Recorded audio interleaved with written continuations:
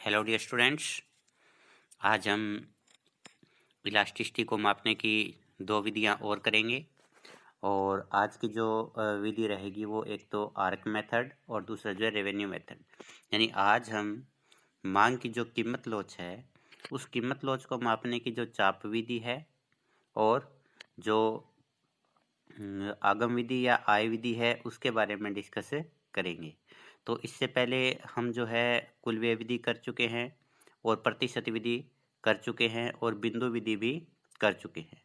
तो अब हम इन दो विधियों के बारे में इस वीडियो लेक्चर के अंदर डिस्कस करेंगे।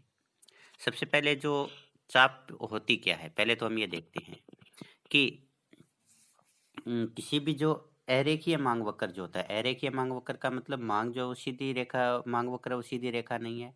मांग वक्र जो है ये इस प्रकार से एक अरेखीय जो है मांग वक्र होता है। और इस अरेखीय मांग वक्र के ऊपर कोई भी आप दो बिंदु ले लीजिए। सपोज ये अपने पास में ए बिंदु और ये अपने पास में बी बिंदु है।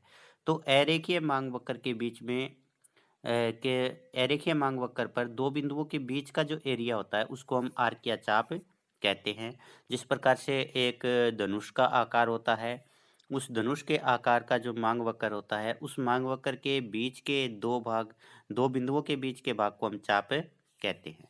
अब ये हमारे पास में डिमांड कर्व है। अब हमें ये कह दिया कि भी आपको ए और बी के बीच में जो है मांग की लोच निकालनी है। तो अब यहाँ पर ये प्राइस है और यहाँ पर ये प्राइस है। अब इन दो बिंदुओं के बीच में जो प्राइस है वो अलग अलग प्रकार की कीमतों के ऊपर अलग अलग प्रकार की मांग होती है। तो इसके लिए जो हम चाप विधि से जो मांग की लोच निकालते हैं उसके अंदर हम इस कीमत से इस कीमत पर आने पर, जैसे मान लीजिए हमारे पास में ये है, हमारे पास में ये प्राइस है, ये हमारे पास में जो है एक और दूसरा ये प्राइस है। जब हम P से P1 पर आए तो उस अवस्था के अंदर जो Q से Q1 पर हम जाते हैं तो इसमें हम जो है इन दो बिंदुओं के बीच में औसत जो परिवर्तन होता है, औसत परिवर्तन का मतलब Q1 प्लस Q बटा 2 निकालेंगे आप। और दूसरा P1 प्लस P बटा 2 यानी कीमतों में होने वाला औसत परिवर्तन और मांग की मात्रा में होने वाले औसत परिवर्तन के आधार पर जो है मांग की लोच चाप विधि के अंदर ज्ञात की जाती है। तो चाप विधि वह विधि होती है जो दो बिंदुओं के बीच में औसत परिवर्तन के आधार पर मांग की लोच के बारे में बताती है। परिभाषा फर्गुसन के अनुसार चाप कीमत लोच एक मांग वक्र पर दो बिंदुओं के बीच औसत लोच का एक माप है। तो यह कोई भी मांग वक्र होता है उस मांग वक्र के ऊपर जो दो बिंदु होते हैं उन दो बिंदुओं के बीच में जो एवरेज परिवर्तन होता है उस एवरेज परिवर्तन का जो है माप करती है। अब ये हमारे पास में जो है चाप दे रखी है। तो डी जो है मांग वक्र है और ये हम देख पा रहे हैं कि ये जो मांग वक्र है ये जो वो अरेखीय मांग वक्र है और इसके ऊपर हमें दो बिंदु दे रखे हैं, बिंदु ए और बिंदु बी। तो ए और बी के बीच में हमें जो है कीमत लोच निकालनी है। तो पी कीमत के ऊपर क्यू मात्रा है और P1 कीमत के ऊपर Q1 मात्रा है। तो इस अवस्था के अंदर हम जो है कीमत में होने वाले औसत परिवर्तन और मांग में होने वाले औसत परिवर्तन के आधार पर मांग की लोच निकालते हैं। क्योंकि हम कोई एक कीमत नहीं ले सकते, हम P से P कीमत ले P के बाद P1 कीमत अगर आप लेते हैं तो इसमें अलग अलग जो कीमतें हैं उन अलग अलग कीमतों के ऊपर किसी भी वस्तु की मांग जो अलग अलग होती है। इसलिए हम इन कीमत और मात्रा में होने वाले औसत परिवर्तन को लेते हैं। तो यहाँ पर हम कीमत को ना तो P मानेंगे ना हम P1 मानेंगे। जैसे मान लीजिए कि P हमारे यहाँ पर 10 है और P1 यहाँ पर 8 है। तो हम जो कीमत लेंगे वो औसत कीमत लेंगे, 10 प्लस 8 बटा 2 यानी 9 कीमत लेंगे आप। इसी प्रकार से सपोज की क्वांटिटी यहाँ पर 10 है और इधर क्वांटिटी जो है वो 15 है। तो हम क्वांटिटी का भी जो है एवरेज लेंगे, 10 प्लस 15 बटा 2। तो ये कितना हो जाएगा 12.5। तो हमारे पास में जो कीमत लेंगे आप वो औसत लेंगे और इसी प्रकार से हम जो मात्रा लेंगे वो भी औसत मात्रा लेंगे।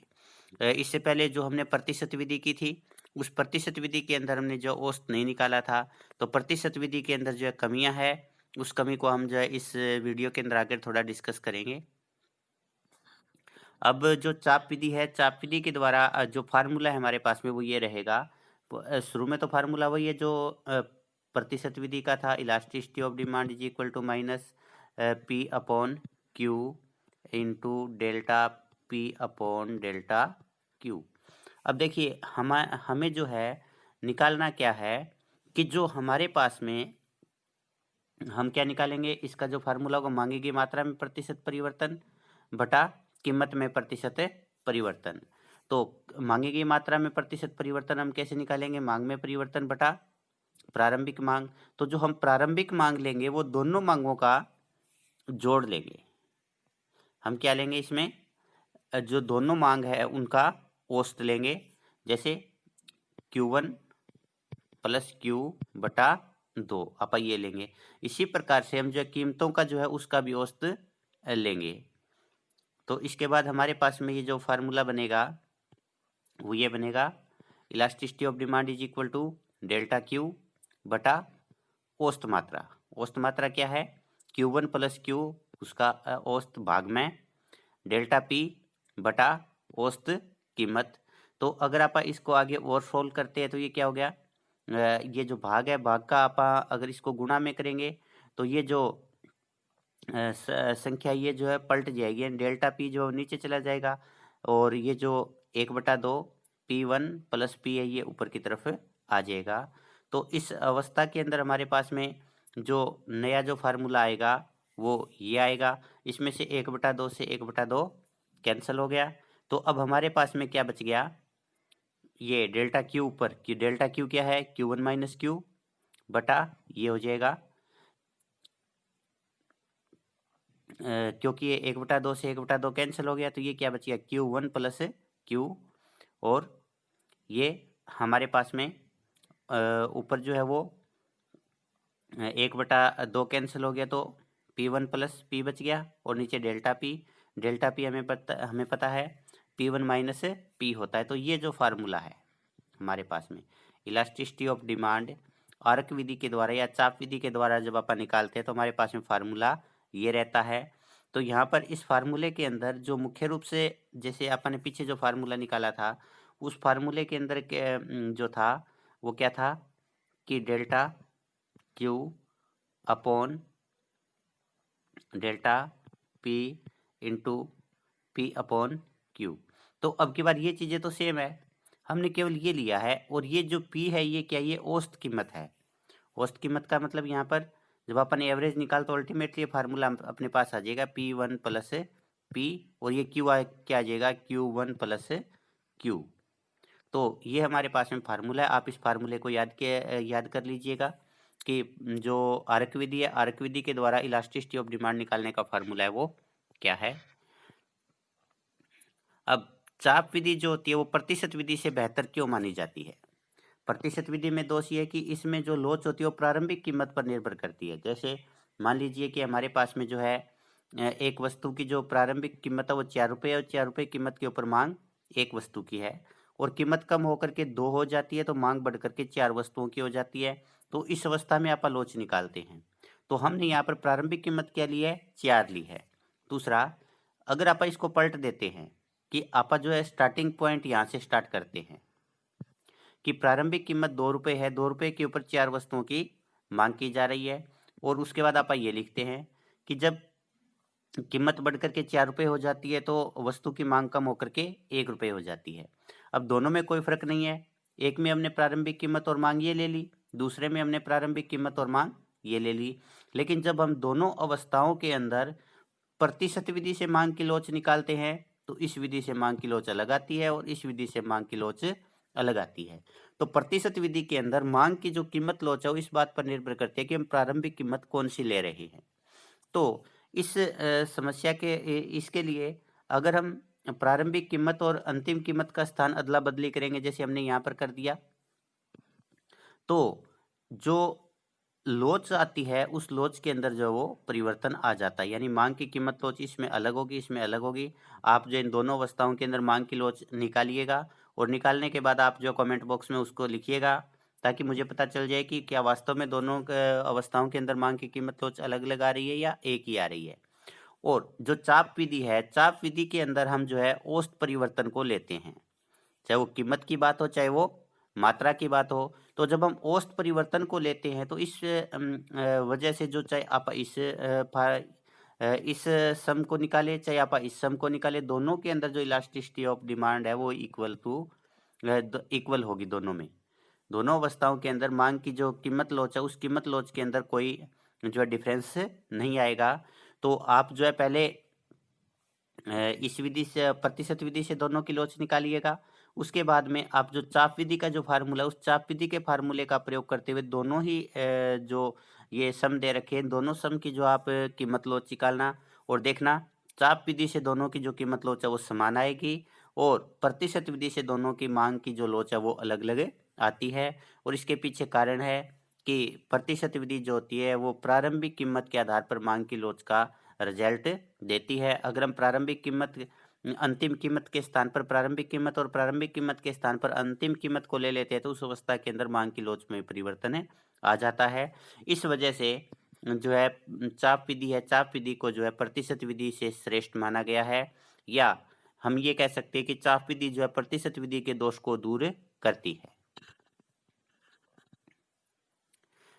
नेक्स्ट जो हमारे पास में मांग की कीमत लोच मापने की विधि है वो विधि है आय विधि। तो मांग की जो कीमत लोच है वो आय विधि के द्वारा भी मापी जा सकती है। और आय विधि के द्वारा जब हम मांग की कीमत लोच निकालते हैं तो उसके लिए हमें जो है औसत आय और सीमांत आय की जरूरत पड़ती है। तो सबसे पहले हम ये देखते हैं कि इनकम क्या होती है। कोई भी फर्म जो होती है या कोई भी व्यक्ति जो होता है वस्तुओं का प्रोडक्शन करता है और उस प्रोडक्शन को जब वो बेचता है तो उसके परिणाम स्वरूप उसको जो है आय प्राप्त होती है। तो बिक्री से जो मुद्रा प्राप्त होती है उस मुद्रा को हम जो है आय कहते हैं।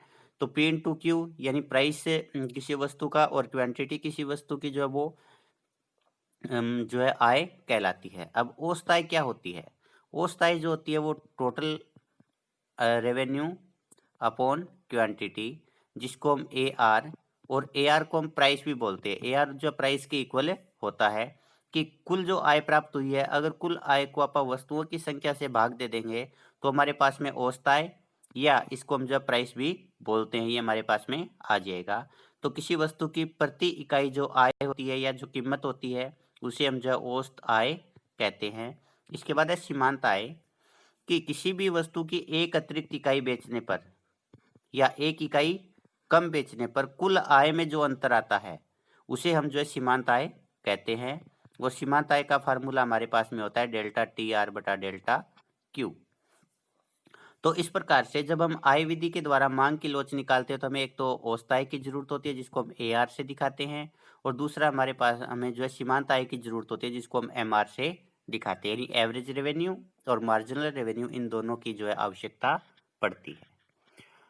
अब हम फार्मूला देखते हैं कि elasticity of demand is equal to A R upon A R minus M R. A R को जो है शॉर्ट में अपन जो है ए से भी डिनोट करते हैं। तो ए आर की जगह अपन ने ए लिख दिया, ए बटा ए माइनस एम, एम यहाँ पर क्या है एम आर। तो ए आर यहाँ पर औसत आय और एम आर यहाँ पर सीमांत आय है। तो इस प्रकार सीमांत आय और औसत आय की सहायता से हम जो है इलास्टिसिटी ऑफ डिमांड निकाल सकते हैं। तो ये फार्मूला आता कैसे है, ये इसको अब आप देखते हैं। ये जो फार्मूला है ये बिंदु विधि के द्वारा ही आता है। तो इसको अब हम देखेंगे। जैसे हमारे पास में ये जो है ओ एक्स अक्ष है और ये ओ वाई अक्ष है। ओ एक्स अक्ष के ऊपर हमने जो है क्वांटिटी लिया है और इसके ऊपर हमने रेवेन्यू लिया है। तो हमारे पास में ये जो है ए आर है और ये हमारे पास में एम आर है। A B A R curve है और ए एन जो है एम आर कर्व है। तो ये जो अपने पास में ए आर कर्व है, इस ए आर कर्व की सहायता से आप जो है बिंदु विधि के द्वारा मांग की लोच निकालते हैं। तो बिंदु विधि के द्वारा जब आप मांग की लोच निकालते हैं तो elasticity of demand is equal to lower segment यानी नीचे का भाग बटा अपर सेगमेंट ऊपर का भाग। तो यहाँ पर आप देखेंगे कि ये जो है हमारे पास में नीचे का भाग है, तो पी भी बटा ऊपर का भाग क्या है A P.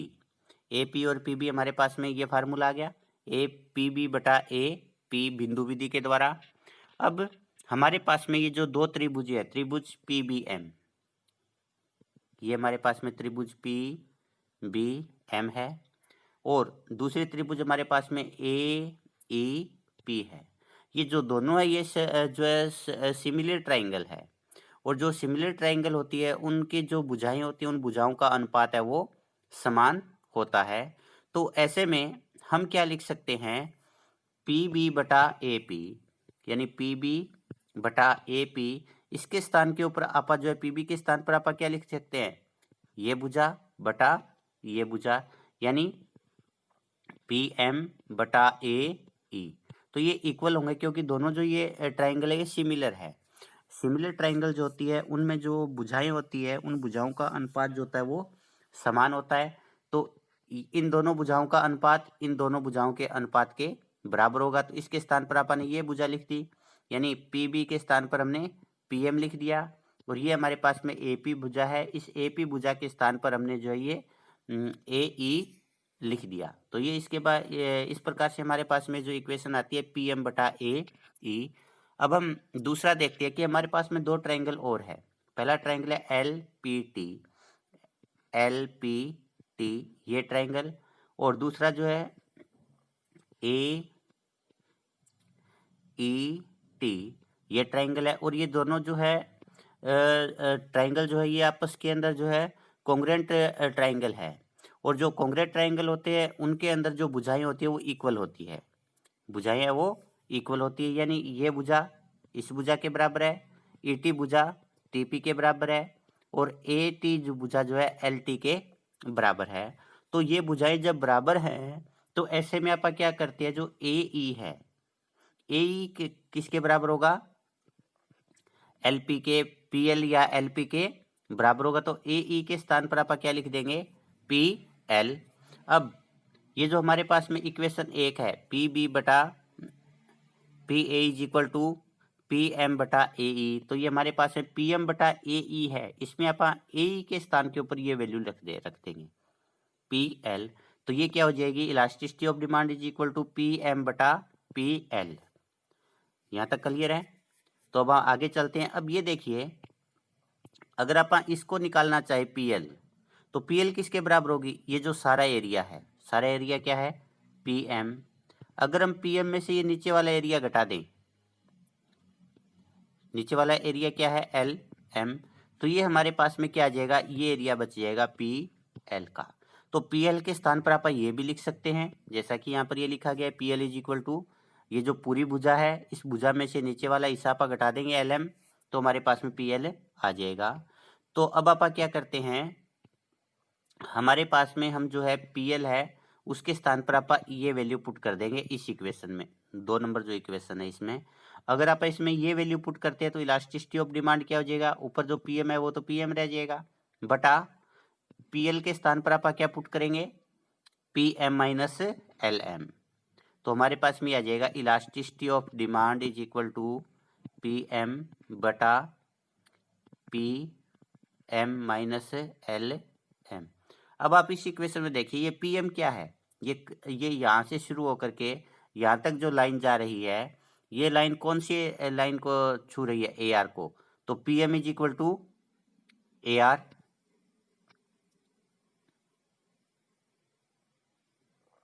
P M is equal to A R.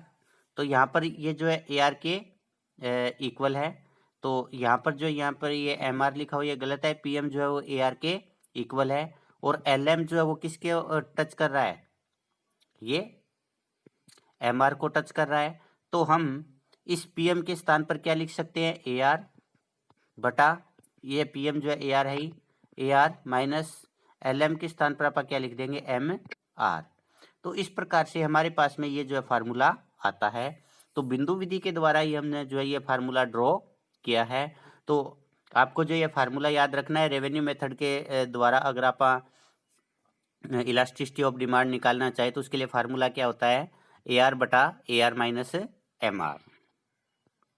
तो इसी के साथ हमारा जो ये टॉपिक है वो समाप्त होता है। धन्यवाद।